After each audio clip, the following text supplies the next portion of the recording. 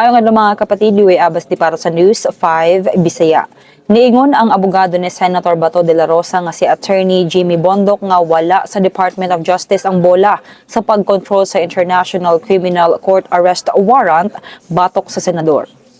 Sa usa ka interview kang Bondoc sa One Balita Pilipinas, niingon siya nga basin daw ug nakalimtan na sa publiko nga respondent ang DOJ sa ilang gipasang kaso sa Supreme Court. Nagpasabot daw ni nga usa ang DOJ sa kinahanglang motubag sa ilang petisyon maong dili daw kinahanglang tumanon ang giingon niyang opinyon sa DOJ bahin sa kaso ni De La Rosa. Dugang niya dili daw tinuod ang giingon sa DOJ nga walay igong due process between sa ICC ug sa Pilipinas tungod kay lahi daw ang sistema sa ilang mga investigasyon. Sa karon wala pa gihapon mahibaw-an kung asa karon si De La Rosa. Nagpadayon gihapon ng iyang kampo sa pagsalig nga dapigan sila sa Korte Suprema sa ipagawas nga resolusyon sa umaabot nga Lunes, May 25. Masalaman kay natong balita, magpadayon na sa pagbantay sa social media pages sa News 5 para sa mga balita ug update.